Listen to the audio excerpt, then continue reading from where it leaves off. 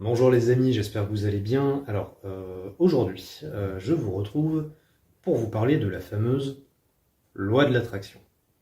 Alors je vous ai déjà fait une série de vidéos sur la loi de l'attraction, il y a longtemps déjà, mais voilà, j'ai eu envie de vous en reparler à nouveau.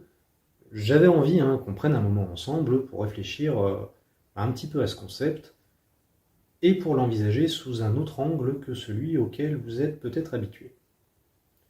Alors est-ce que ce sera la bonne façon de voir les choses? Ça, j'en sais rien. Mais ce dont je suis sûr, c'est que ça va vous faire réfléchir, vous aussi, en ce qui concerne votre conception de la loi de l'attraction. Ou de l'effet miroir, parce que c'est la même chose en fait. Moi en tout cas, sur le fond, voilà, je ne vois pas de différence entre ces deux appellations, c'est strictement équivalent. Personnellement, je préfère parler d'effet miroir. Voilà, bon, ça n'engage que moi, mais je suis plus à l'aise avec cette appellation, qui a gardé une connotation relativement profonde, alors que le terme loi de l'attraction. Bon, déjà, parler de la loi de l'attraction, c'est un peu devenu à la mode, donc ça m'énerve.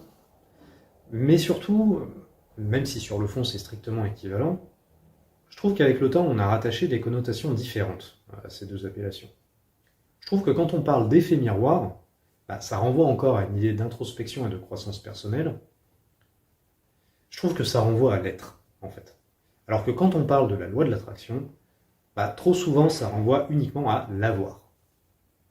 Alors quand je dis ça, c'est pas du tout une condamnation de la matérialité ou du fait de vouloir avoir des choses dans sa vie, pas du tout.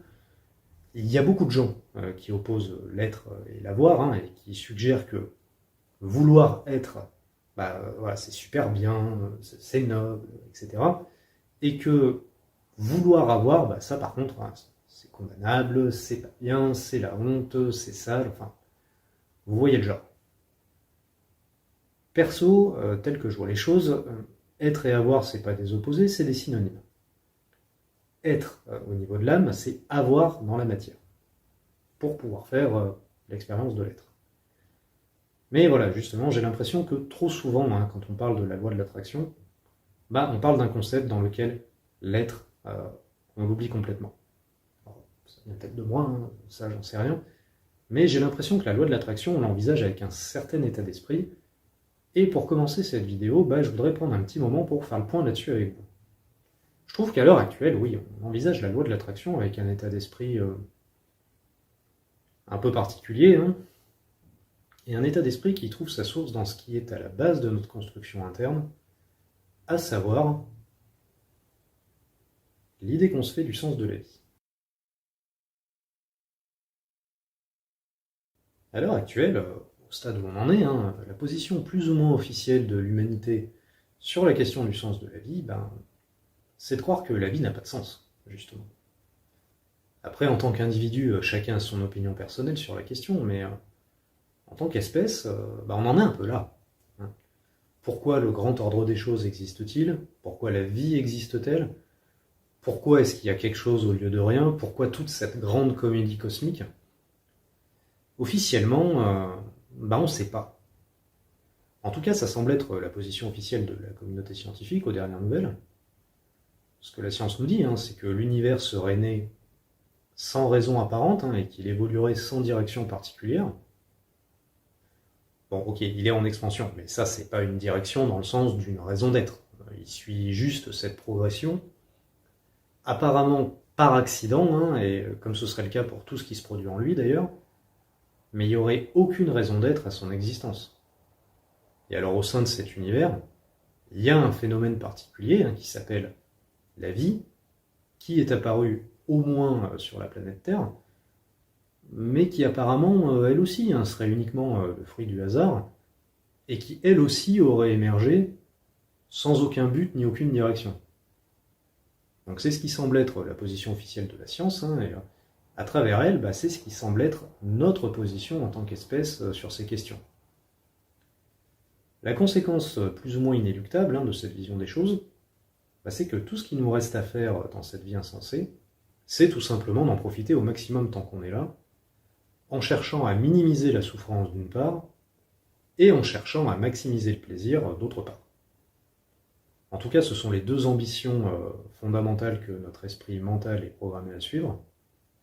Donc, à défaut de savoir pourquoi on est là, on se résout simplement à suivre confortablement notre programmation naturelle, parce que c'est la seule orientation qu'on a. Et puis parce que la recherche perpétuelle du plaisir, ça nous permet d'oublier le manque de sens, surtout. Et en fait, inconsciemment, on a bâti notre société tout entière sur ce terrain psychologique. Et dans cette quête de la maximisation du bonheur, on a créé notamment le capitalisme, un système autour duquel toute notre vie quotidienne est organisée. Et avec le temps, le capitalisme a évolué, si on peut dire. À son origine, le capitalisme, c'était un système dans lequel les gens travaillaient pour assurer leur survie et celle de leurs enfants. Puis, avec la combinaison de la croissance économique et du progrès technologique, ces besoins primaires ont été plus ou moins satisfaits pour la plupart des gens, au moins dans les pays riches. Et ainsi, depuis quelques décennies, le capitalisme a servi à la satisfaction de besoins toujours plus hauts sur la pyramide de Maslow, les besoins d'estime et d'accomplissement de soi, notamment, mais aussi d'autres besoins toujours plus superficiels, en évoluant vers ce qu'on a appelé la société de consommation. Une société basée sur la recherche du bonheur, d'un bonheur qui s'achète, d'un bonheur qui s'obtient immédiatement, d'un bonheur qui vise la satisfaction intégrale de nos désirs dont cette société de consommation a besoin pour fonctionner d'ailleurs. Et donc, dans laquelle les désirs ne sont absolument pas limités, si ce n'est par la limite de notre compte en banque, mais on est au contraire dans une société où le désir est constamment encouragé. Et donc, c'est au sein de cette société de consommation qu'a émergé le secteur du développement personnel, qui a fleuri sur ce socle psychologique et qui a dû trouver sa voie dans la société de consommation en se positionnant comme un marché. Un marché avec des publicités toujours plus ambitieuses, à travers lesquelles on nous vend du rêve, on nous promet de contrôler notre destinée, d'accéder à une vie dans laquelle tout est possible, dans laquelle on peut devenir n'importe qui et accomplir n'importe quoi, avec toujours de nouvelles méthodes inédites et des méthodes toujours plus rapides pour transformer votre vie en un mois, en une semaine, en une seule séance, même parfois, vous consommez un programme et c'est bon, votre vie s'illumine. Ma chaîne n'est pas la première chaîne de développement personnel et spirituel que vous découvrez, ça doit vous parler ce que je dis normalement. Et enfin, au sein de ce marché du développement personnel, il y a un concept qui est devenu extrêmement populaire et qui s'est imposé plus ou moins à tout le monde, c'est le concept de la loi de l'attraction. Ce concept, je ne sais pas s'il y a une seule personne dans le développement personnel qui n'y croit pas. Il a été vraiment adopté par tout le monde. Et donc, alors que la loi de l'attraction, c'est un principe qui fait le lien entre l'extériorité et notre intériorité, qui est censé nous faire revenir vers l'intérieur et nous aider à connaître notre vraie place dans l'univers, curieusement, cette loi, elle nous a été introduite non pas comme un outil de connaissance de l'être, mais plutôt comme une extension de notre rôle de consommateur, j'ai envie de dire. Comme un moyen de jouer avec l'univers, comme le moyen d'acquérir tous ces jouets qu'on veut avoir et qui nous manquent. Vous voulez une super voiture, une super maison, un super mec, une super nana, vous visualisez ça dans votre tête et l'univers vous le donne. Vous pouvez tout avoir sans aucune limite. Pour tout ce qui est dans votre budget, vous avez une Mastercard. Pour tout le reste, il y a la loi de l'attraction. C'est pas merveilleux, franchement. Il y a juste à commander ce que vous désirez et l'univers vous l'apporte de manière infaillible. C'est la seule fonction de l'univers d'ailleurs dans cette interprétation de la loi. L'univers entier n'existe que pour vous satisfaire. À un tel point que dans certains discours sur la loi de l'attraction, on nous présente l'univers comme un supermarché. Ou encore comme un catalogue par correspondance dans lequel on a juste à commander ce qu'on veut. Je l'invente pas. Je sais que ce sont des expressions que vous avez déjà entendues et qui, je trouve, en disent long sur notre niveau de conscience quelque part. Ça, c'est la loi de l'attraction telle qu'on nous la présente à l'heure actuelle, alors que, curieusement, j'ai pas l'impression qu'on nous l'ait toujours présentée comme ça. Alors vous savez que j'ai pas étudié la spiritualité à proprement parler, Moi, je me fie à mon canal d'information, mon canal actuel, donc. Je ne suis pas un expert sur les doctrines anciennes, mais à un moment, j'ai quand même vaguement entendu parler d'un courant comme la voie du milieu, par exemple. Donc un courant vieux de plusieurs millénaires, qui dans sa philosophie nous invitait à nous détacher de nos désirs pour atteindre un état de complétude depuis notre intériorité, et non pas par le biais de l'extérieur, justement. À une époque similaire, en Grèce, il y a eu l'émergence du courant philosophique du stoïcisme, qui, un peu dans la même logique, nous invitait à nous détacher de nos passions et de toute attente vis-à-vis du monde extérieur, en présentant nos désirs et nos attentes comme la source de notre souffrance, justement, et en considérant que ces derniers devaient s'incliner face au déroulement du plan naturel du monde. Ce courant, il considérait qu'on devait, en fait, ne désirer rien d'autre que ce qui arrive, de toute façon. Et à l'heure actuelle, à travers la loi de l'attraction, qui quelque part est le courant le plus en vogue en ce moment, on est passé de il ne faut pas avoir d'attente et être détaché de nos désirs à tous nos désirs peuvent devenir réalité. C'est quand même assez ironique. Pourtant, je pense pas que les règles de la vie et de l'univers aient spécialement changé entre-temps. Mais en tout cas, quand on a dit tout ça, je trouve que c'est difficile de ne pas voir à quel point notre conception de la loi de l'attraction est influencée par notre contexte culturel. L'état d'esprit avec lequel on conçoit la loi de l'attraction aujourd'hui, il est complètement dans la logique de la société de consommation dans laquelle on vit, et comme j'avais pu le dire dans ma première vidéo sur la loi de l'attraction, alors qu'on a une sagesse ancestrale qui nous invite à être pleinement adultes, en trouvant le moyen d'être bien malgré la dure réalité de la vie, on a une mode actuelle qui nous incite plutôt à rester d'éternels enfants en repoussant à plus tard notre croissance spirituelle. Et on a une conception de la loi de l'attraction qui est le reflet d'une humanité qui est coupée d'elle-même et qui quelque part a envie de le rester. D'une humanité qui, plutôt que de prendre le chemin de l'introspection, préfère encore croire que c'est par la matérialité qu'elle va combler son manque de plénitude intérieure. Cette vision de la loi de l'attraction, qui est si répandue à l'heure actuelle, je trouve donc qu'elle est le reflet d'un désespoir spirituel quelque part, dans le sens où, d'un certain point de vue, tout ça, ça part d'une vision de l'existence dans laquelle on résume l'univers à un bien de consommation, à un grand supermarché dans lequel on essaie d'en obtenir le plus en payant le moins cher possible. Vision des choses qui, si on va jusqu'au bout, prend racine dans une conception de la vie qui n'a pas de sens. C'est ce que je me dis. Alors après, je suis peut-être parti un peu loin dans mon délire, j'en sais rien, mais voilà, je me dis ça. Et donc, quand je me dis tout ça, la prochaine étape de mon raisonnement, c'est de me demander, et si tout ça, ça avait un sens, une finalité plus grande? Et si la vie incarnée avait un sens, ou un but, ou une direction, ou une fonction? Quel impact ça aurait sur notre compréhension de la loi de l'attraction? Parce que la loi de l'attraction, alors c'est une loi qui fait partie des lois de l'univers, on est d'accord, qui est mise en place et qui est régie par l'univers.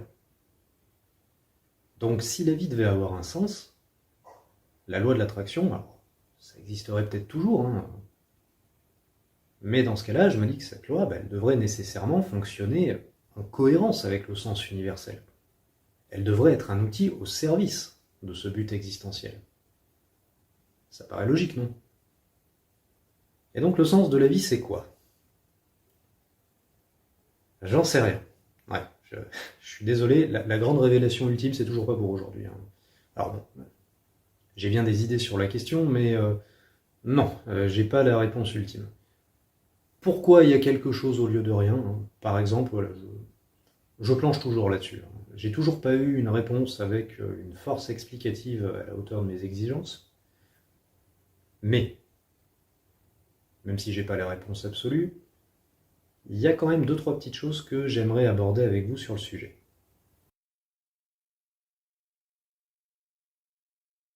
Déjà, je voudrais préciser que si vous croyez à la loi de l'attraction, vous croyez en Dieu, sous une forme ou sous une autre, mais vous n'êtes pas athée. Parce que dans un monde décrit uniquement par Einstein et Stephen Hawking, la loi de l'attraction, ça marche pas.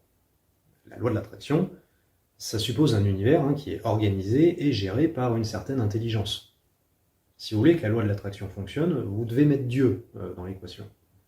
Alors, voilà, déjà je le précise, parce que je ne sais pas si tous ceux qui croient à la loi de l'attraction ont réalisé ça, mais pour que la loi de l'attraction fonctionne, vous devez vous adresser à une certaine forme d'intelligence universelle qui est capable de comprendre votre langage ou votre intention, avec qui vous pouvez donc avoir une certaine forme de communication, et qui est capable de vous répondre en réagençant la matérialité autour de vous.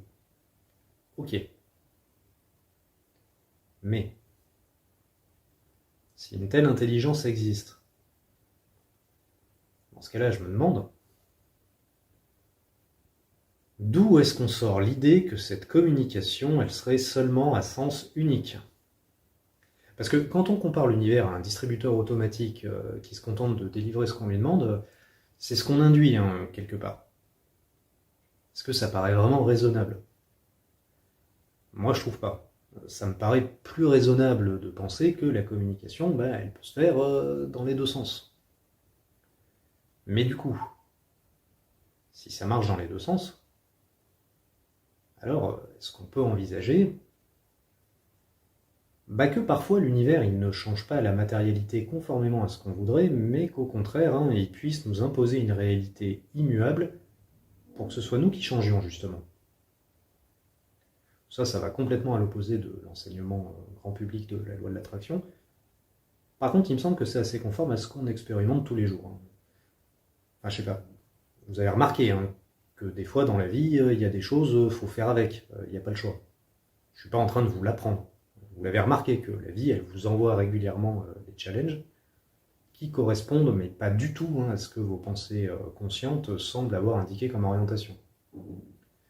Voilà, apparemment, il y a des fois où, malgré le fait qu'on souhaite que la vie prenne une certaine direction, c'est la vie qui nous force, nous, à en prendre une autre, et où alors qu'on souhaiterait que la vie change, la vie attend que ce soit nous qui changions les premiers.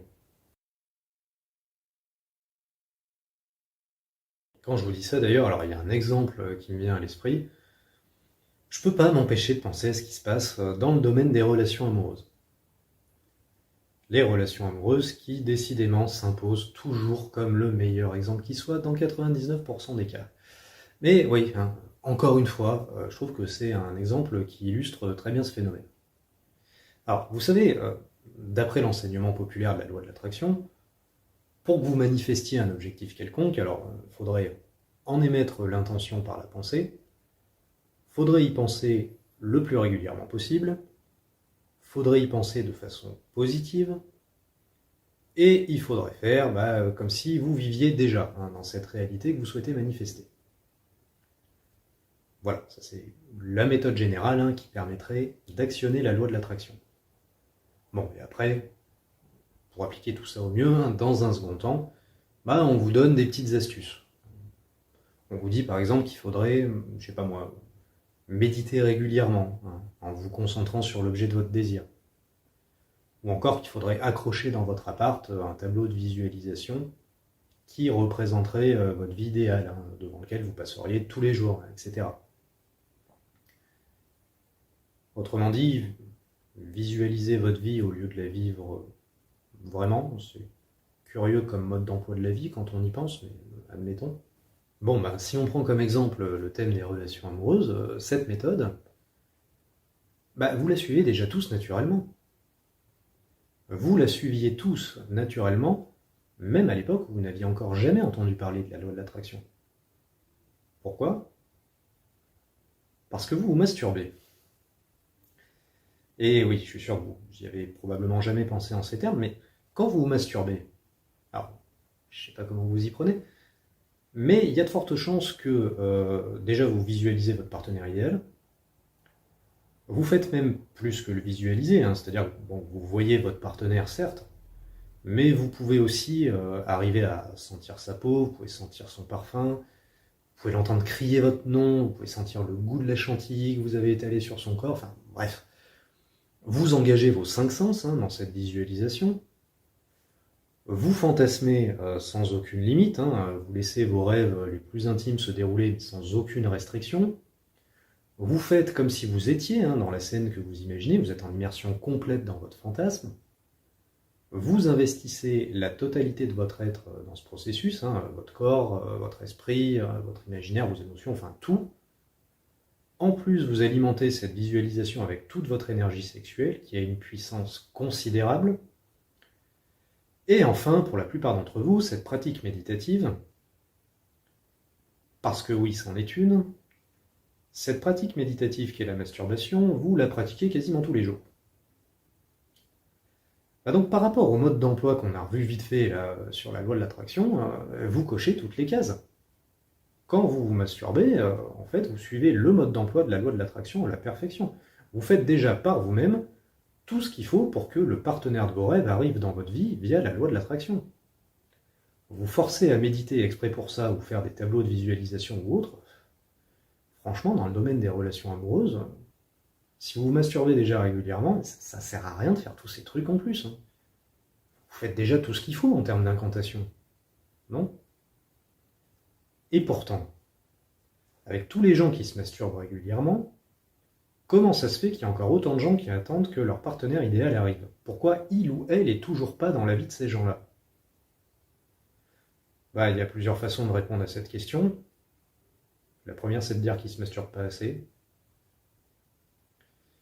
Ouais, je suis désolé, c'est un peu provocateur, mais quand on y pense, c'est quand même un peu ce que les théories classiques de la loi de l'attraction suggèrent. Je sais pas, vous arrivez à une autre conclusion, vous? Une deuxième façon d'y répondre, c'est de donner l'explication courante selon laquelle en fait ces gens-là penseraient à ce qu'ils veulent pas, au lieu de penser à ce qu'ils veulent vraiment. Sauf que là, en l'occurrence, je trouve que ça s'applique pas vraiment. Enfin, je sais pas, quand les gens se masturbent, ils pensent à ce qu'ils veulent pas? Vraiment, vous croyez? Moi, ça m'étonne un peu quand même. Ou alors, la troisième façon d'y répondre, c'est de reconnaître que c'est peut-être pas comme ça que ça marche. Et que pour ceux qui continuent de manifester une réalité sentimentale qui ne leur plaît pas, que ce soit parce qu'ils sont célibataires depuis très longtemps, ou parce qu'ils enchaînent les relations toxiques ou autres, peut-être que dans la logique de l'effet miroir, c'est parce qu'à travers cette situation, il y a un message de l'univers qu'il faut entendre et intégrer. Un message qui les invite à évoluer.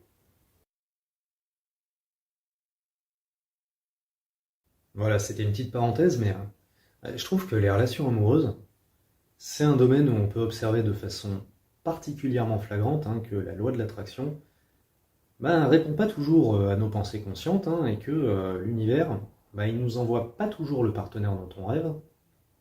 Il a plus souvent tendance à nous envoyer les partenaires dont on a besoin pour nous pousser à évoluer. En fait, vu sous cet angle, la loi de l'attraction, c'est plus le processus par lequel on pousse l'univers à manifester ce qu'on veut avoir. Non, au contraire, c'est le processus par lequel l'univers nous pousse, nous, à devenir ce qu'on doit être et à nous transformer, justement. Donc c'est un retournement de perspective complet. Quand on dit que l'univers s'ajuste à nos pensées, et que pour changer les réalités qu'on manifeste, il y a juste à changer nos pensées, juste à dépasser nos croyances limitantes, et arrêter de penser à ce qu'on veut pas pour penser enfin à ce qu'on veut. Juste.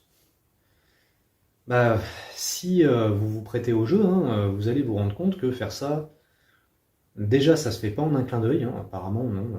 10 ans après avoir entendu parler de la loi de l'attraction, vos pensées, vous les contrôlez toujours pas. Et surtout, vous allez voir que ça induit de changer des pensées, mais qui sont tellement profondes, mais que je sais même pas si le terme pensée, c'est vraiment ce qui désigne ce dont on parle. Parce qu'on touche à une réalité intérieure qui, je trouve, dans sa substance, n'a rien à voir avec les pensées conscientes qui défilent dans notre tête en permanence. Là, on touche à quelque chose mais d'intrinsèquement différent. Là, on touche véritablement à l'être. Et donc, oui, quand on s'intéresse à la loi de l'attraction, à la façon dont nos réalités intérieures et extérieures fonctionnent ensemble, ce que la vie nous montre, c'est pas qu'il suffit de générer juste un peu plus de pensées positives artificielles pour que l'univers nous obéisse. Au contraire, il faut opérer des changements tellement profonds que la loi de l'attraction, c'est plus le processus par lequel on transforme la vie, c'est le processus par lequel la vie transforme notre être. Le processus par lequel la vie nous dit, si tu veux vivre une vie dans laquelle tu te sens bien, voilà comment tu dois être. Bon, donc l'univers veut nous transformer. Ok. Oui, mais du coup, pourquoi? Nous transformer dans quelle mesure? Pourquoi l'univers il voudrait nous faire changer? Nous faire changer pourtant vers quoi, d'ailleurs? Nous faire changer pour atteindre la plus haute version de nous-mêmes. La loi de l'attraction, c'est la loi universelle qui garantit que notre réalité extérieure soit un reflet actualisé, plus ou moins en temps réel, de notre réalité intérieure. Autrement dit, ce qu'on a autour de nous en permanence, c'est un reflet de nous-mêmes, c'est un miroir de nous-mêmes. D'où le nom d'effet miroir. Quand on parle de loi de l'attraction, on pense spontanément à l'univers comme un distributeur automatique dont on essaie de retirer le maximum.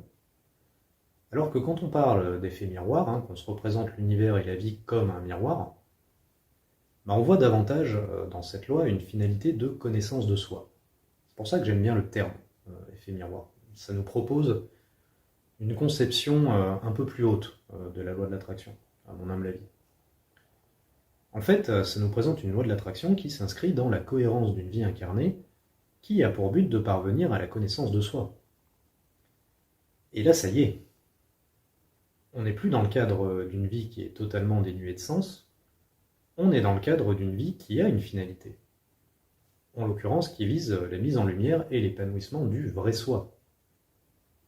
Et pour parvenir à cette connaissance de soi, l'univers il s'assure que certains reflets persistent et que certaines situations se présentent, pas du tout dans une optique de jouissance, mais au contraire dans une optique d'évolution, pour qu'on devienne la personne qu'on est censé devenir. L'univers, à travers l'effet miroir, ou à travers la loi de l'attraction, il semble avoir cette ambition sous-jacente de révéler une dimension plus large de nous-mêmes, et même de provoquer et forcer un peu l'évolution s'il estime qu'on ne va pas assez vite.